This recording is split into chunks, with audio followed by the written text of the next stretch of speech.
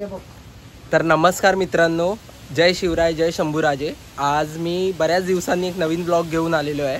आता सध्या मी आहे कोकणात, जैतापूर या माझ्या गावी, आणि आज आहे आमच्या जैतापूरचा मांजरेकरांचा 3 वर्षातून एकदा येणारा गोंधळ। सो आज आहे तारीख 9 मे, वार आहे शुक्रवार, आणि आता संध्याकाळचे साधारण 4 वाजले। आता आम्ही जातोय जोगवा मागायला। पप्पा पण आहेत, पप्पा येत आहेत माझ्याबरोबर। ओमकार पुढे गेला आहे, बाकी आजी गेली आत्याच्या घरी, कारण माझी आत्या पण याच गावामध्ये राहते, आडवीरकर, तर तिथे जोगवा मागायला जाणार आहेत। आई वगैरे तयार होत आहेत। सो आता आपण जाऊया जोगवा, आणि ज्या घरात गोंधळ आहे तिथे, आणि मग तिथून आपण जोगवा मागायला जाऊया। तर मित्रांनो, आता आपण आलो आहे, हे जे घर आहे ते विलास शेठ मांजरेकर यांचं आहे, आणि याच घरामध्ये आता गोंधळ होणार आहे। आपण बघू शकतो की गोंधळाची तयारीसुद्धा झालेली आहे। आता थोड्या वेळाने चौक भरला जाईल, देवीचा मुखवटा सजवला जाईल, आणि गोंधळाची तयारी सुरू होईल।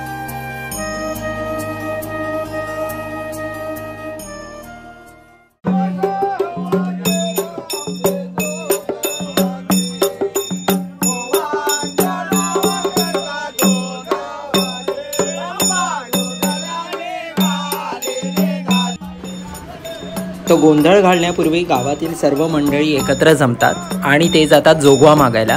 जोगवा हा देवीच्या उपासनेचाच एक भाग असतो। देवीच्या नावाने भिक्षा मागितली जाते, या कृतीला जोगवा असं म्हणतात।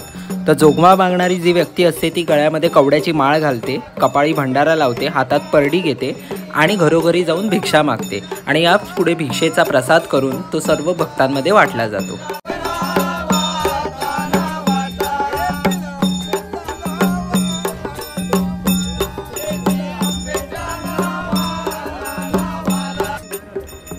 पारंपरिक गोंधळांमध्ये तुणतुणं, टाळ, संबळ ही वाद्ये अत्यंत महत्त्वाची असतात।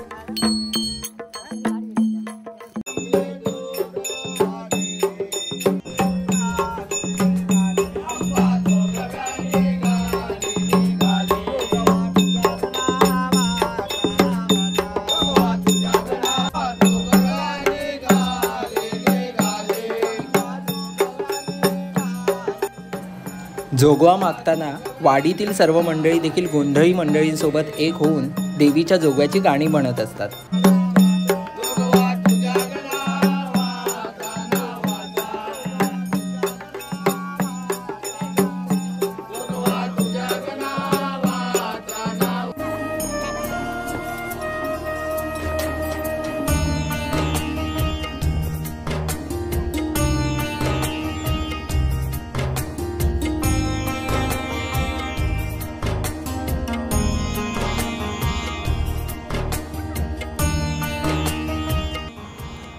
थोडंसं गोंधळाबद्दल जाणून घेऊया। गोंधळ हा शब्दच मुळात गोंधळात टाकणारा आहे। कोकणातील अनेक ठिकाणी त्रैवार्षिक गोंधळ घालण्याची पद्धत आहे। भारतात महाराष्ट्र, कर्नाटक, आंध्र प्रदेश, तेलंगणा या राज्यांमध्ये गोंधळ घातला जातो। गोंधळ व गोंधळी देवीचा गोंधळ मांडून देवीला जागरणाला येण्याचे आवाहन करतात।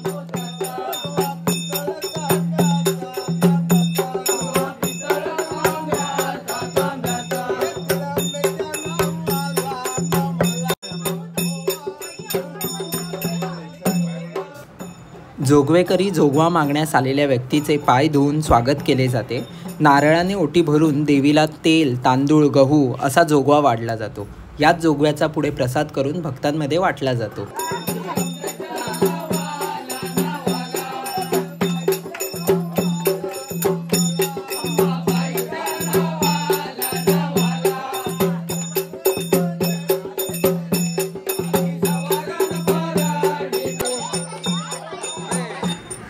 एरवी रिकामी असलेली आमची वाडी आज पुन्हा माणसांनी गजबजली होती।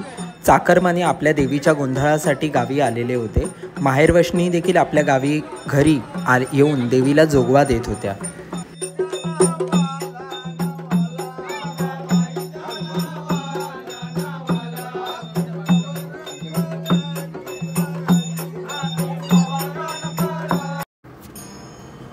गावची मंडळी आणि गोंधळी जोपर्यंत जोगवा मागून येतात तोपर्यंत देवीची अशी सुंदर आरास तयार झालेली होती।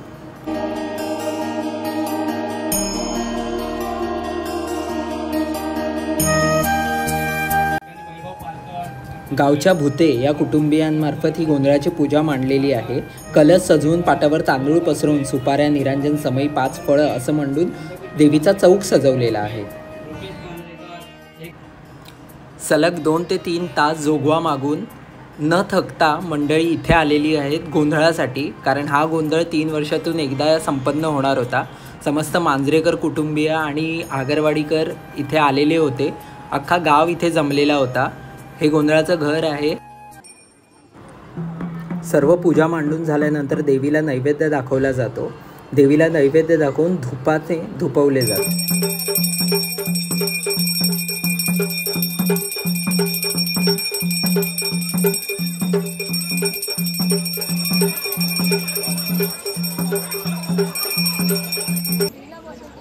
या प्रिमायसिसमध्ये संपन्न होतोय.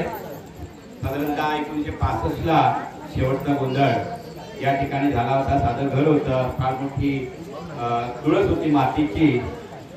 आणि तेव्हा बाळू दुकानदार हे हा गोंधळाचा कार्यक्रम मांजरेकर परिवाराच्या वतीने करत मध्यंतरीच्या काळामध्ये ही व्यवस्था जी होती गोंधळाची कार्यक्रम तो या काही कारणास्तव स्थगित होता. परंतु बाळूशेठ आमचे विलासशेठ मांजरेकर हे गावाला आले.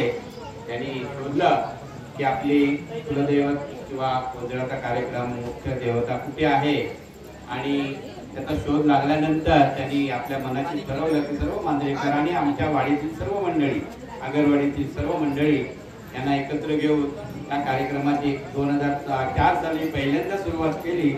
आणि तिथपासून अगदी नियमितपणे दर 3 वर्षांनी हा कार्यक्रम हा आमचा पूर्ण आगरवाडीचा कार्यक्रम, जरी मांजरेकर परिवाराचा गोंधळ असला तरी हा सर्व कार्यक्रम हा आमचा एक मोठा उत्साह म्हणून आम्ही या कार्यक्रमामध्ये सहभागी होतो.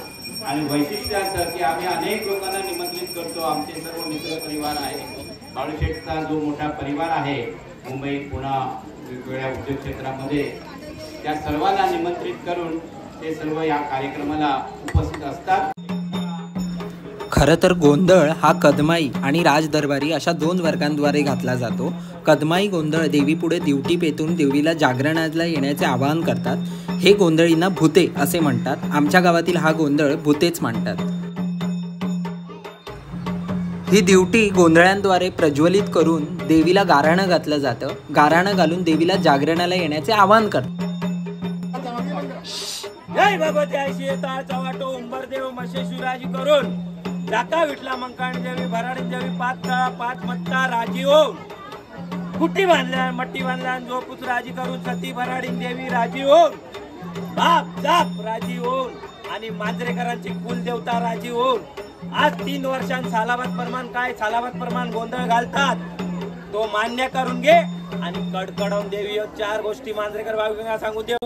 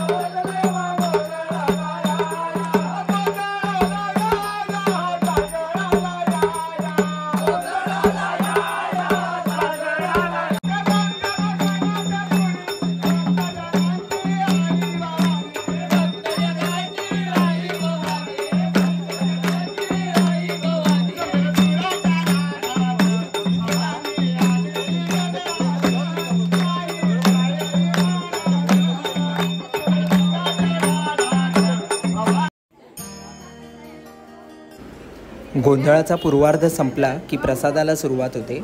हा महाप्रसाद भवानीला तिखटाचा नैवेद्य दाखवून केला जातो। या महाप्रसादाचे भोजन करून भक्तजन गोंधळाचा आनंद द्विगुणित करत असतात।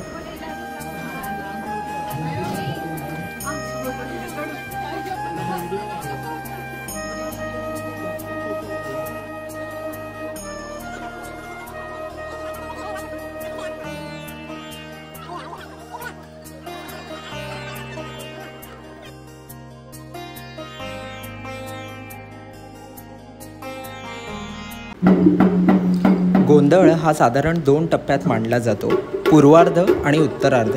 उत्तरार्ध म्हणजे दुसऱ्या टप्प्यात गोंधळी जागरण करतात। या जागरणात पारंपरिक कथा सांगून पारंपरिक गीताद्वारे भवानीला आणि इतर देवांना पुन्हा एकदा गोंधळाला येण्याचे प्राचारण केले जाते।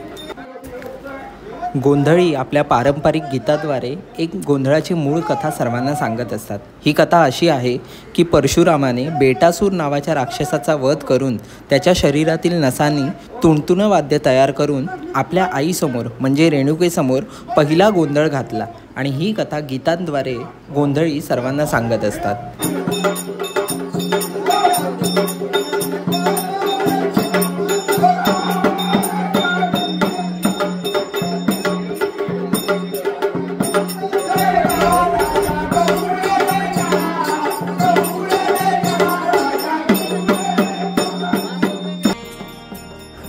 नंतर पुन्हा एकदा देवीभोवती प्रदक्षिणा घालून दिवट्या प्रज्वलित करून जागरण गोंधळ घातला जातो। पुन्हा एकदा भवानी गोंधळाला येते। यावेळी लोक आपले प्रश्न या देवीला भवानीला विचारत असतात आणि अशा प्रकारे गोंधळाची सांगता होते।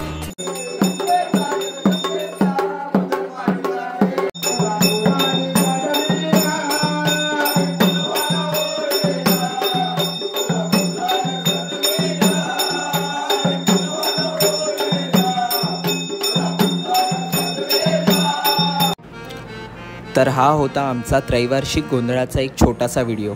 गोंधळ हा महाराष्ट्रातील संस्कृतीचा लोककलेचा एक वारसा आहे। एआयच्या जगात आजही काही गोष्टी तग धरून उभ्या आहेत। गोंधळ परंपरा केवळ सिनेमातील गाण्यांपुरता मर्यादित न ठेवता आपल्या पुढच्या पिढीला पटवून देण्यासाठी हा कलेचा वारसा या छोट्या व्हिडिओमधून मी मांडला आहे। व्हिडिओ आवडला असेल तर नक्की लाईक करा, शेअर करा आणि सबस्क्राईब करा।